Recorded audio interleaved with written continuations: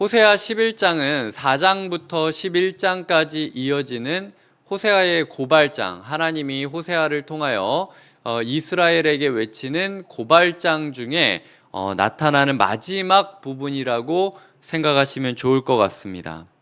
그 고발장의 마지막 부분이 무엇인가? 사람이 고발장을 쓰다 보면요, 괘씸해지고 마음에 화가 넘쳐서 다 그냥 망해버려라 이렇게 가는 게 우리의 고발장인데, 하나님의 고발장의 마지막은 절대로 너를 버리지 않겠다, 내가 어떻게든 너를 데리고 가겠다라고 이야기하는 것으로 고발장이 맞춰지고 있다라는 사실을 잊지 않으셔야 돼요.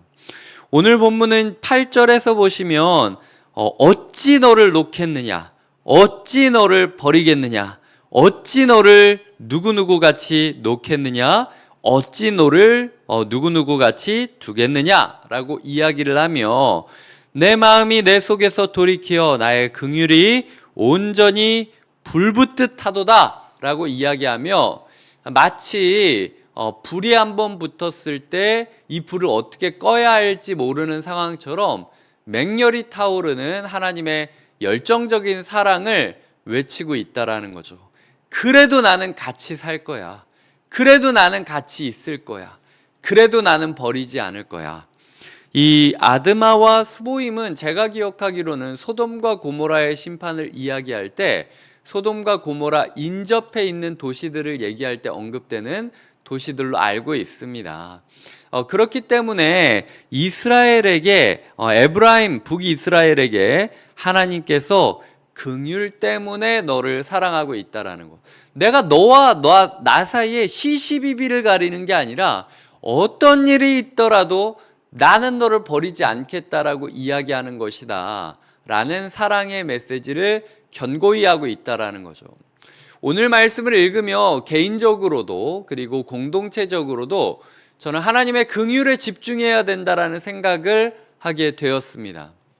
내가 시시비비를 따져서 잘할 때는 하나님께 요구하고 못할 때는 쭈그려 있는 것이 아니라, 잘하든 못하든 우리가 의지할 건 사랑밖에 없는 거예요. 공동체적으로도 우리가 서로가 서로에게 시시비비를 따지면서 이거는 이러지 않았냐, 저거는 저러지 않았냐, 이 이상의 가치, 사랑의 가치를 붙잡아야 된다는 거죠. 그래도 함께 하겠냐? Yes. 그러면 된다는 거예요. 우리의 삶에 있어서 사랑의 원칙으로 개인적인 신앙생활을 점검하고 사랑의 원칙으로 공동체를 점검하면서 끝까지 포기하지 않는다라고 결단한다면 그걸로 충분하다. 저는 그렇게 생각합니다. 인간이 살다 보면은 여러 가지 흠결이 있을 수 있겠죠. 하나님 앞에 완전할 수 있다라고 생각하는 사람이 어디 있겠습니까? 공동체 생활을 하다 보면은 흠결이 있을 수 있겠죠. 누가 한 번의 실수도 하지 않고 한 번의 오해도 겪지 않고 그 길을 돌파할 수 있다라고 이야기할 수 있겠습니까? 하지만 중요한 건 포기하지 않는 거예요. 우리 안에 있는 사랑을 포기하지 않고 우리를 향한 하나님의 사랑이 포기되지 않는다라는 사실을 믿으면서 끝까지 그 사랑에 의지하는, 사랑의 논리를 따르는 신앙생활을 하게 된다면 우리는 하나님의 고발장을 받았어도 그 고발장이 오히려 천국 잔치의 초대장으로 바뀌는 놀라운 은혜를 경험할 수 있게 된다라는 것이죠. 오늘 계속해서 부부관계를 이야기하던 하나님이 이제는 1절에서 내 아들을 사랑하여 내 아들을 불러냈다라고 이야기를 하고 있습니다. 부부간의 사랑을 초월하여 부자간의 사랑으로 끌고 가고 있는 것이 하나님의 의지라는 거예요. 나는 너와 절대로 떨어질 수 없다. 이 세상에 있는 모든 견고한 사랑의 관계를 다 끌고 와서 이것 봐라, 내 사랑이 이것보다 크다 라고 하나님의 절규를 볼 수 있다라는 것이죠. 하나님은 맹세하고 있습니다. 9절에 보면 내가 다시는 에브라임을 멸하지 아니하리니 이는 내가 하나님이요 사람이 아님이라 라고 이야기를 하고 있습니다. 하나님은 사람이 아니기 때문에 맹세하겠다라는 거예요. 절대로 이 말을 바꾸지 않겠다라는 것이죠. 내가 너에게 때때로 화를 내는 일이 있다 할지라도 그럼에도 불구하고 너를 포기하기 때문에 버린 것이 아니다. 하나님께서는 사자의 울부짖음과 같은 메시지로 우리에게 다시 한번 내가 이렇게 너에게 으르렁거리는 것이 너를 죽이려고 하는 것이 아니라 너를 사랑의 집으로 물고 데려가려는 메시지인 걸 왜 모르느냐? 내가 너를 물었다고 그렇게 울며 불며 따지고 있겠느냐? 아니면 이렇게까지 하면서 너를 집에 데려가고 싶은 내 마음을 의지하며 새로운 모험을 떠나겠느냐라고 기억해야 된다라는 거죠.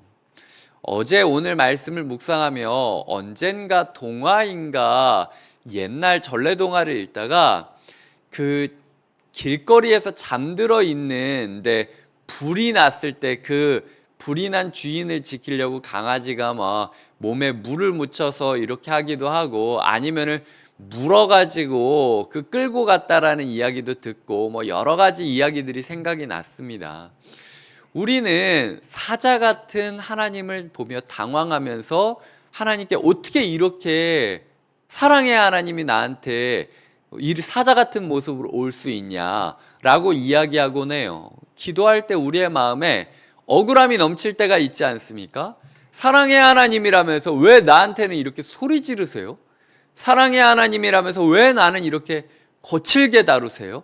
라는 마음이 억한 마음이 되어 왜 맨날 나만 이래야 돼요? 라는 생각들이 드는 게 우리의 기도 가운데 녹아 있다는 거죠. 하지만 기억하셔야 될 건 그 정도까지 사랑하시는 하나님이 지금 우리에게 내가 맹세할 테니까 제발 그냥 가주면 안 되겠냐라고 외치고 있는 것을 우리가 잊지 말아야 한다라는 것이죠. 3절에 보면은 걸음을 가르치셨다, 팔로 안아주셨다, 고쳐주셨다. 4절에 보면은 개목걸이 하듯이 소목줄 채우듯이 끌고 가는 것이 아니라 사람의 줄, 인격적인 사랑의 줄로 내가 너를 붙잡고 가고 있는 것이다. 오히려 멍에를 벗기려고 했다. 그리고 먹을 것까지 주었다. 라고 이야기를 하고 있죠. 우리에 대한 하나님의 사랑을 묵상하는 것이 오늘 필요하다라는 것입니다. 마침 오늘 제자반 식구들이랑도 해야 되는 마지막 공과가 사랑에 대한 공과예요. 제자훈련 1년 동안 하면서 너는 나를 누구라 부르느냐라는 신앙 고백에 대한 질문으로 시작했던 제자훈련이 여러 가지 좌충우돌한 끝에 이제는 사랑해야 된다. 마지막 남는 것은 사랑밖에 없다. 제자훈련을 통해 하나님께서 우리에게 주시는 교훈은 첫째도 사랑이요, 둘째도 사랑이요, 셋째도 사랑이다 라고 하는 것을 우리는 배우게 되었습니다. 결국 우리가 붙잡아야 될 가치가 사랑이라면 오늘 얼마나 그 사랑을 의지하며 살아가고 있는가, 그 사랑을 닮아가고 있는가라는 부분을 점검해 보셔야 된다라는 것이죠.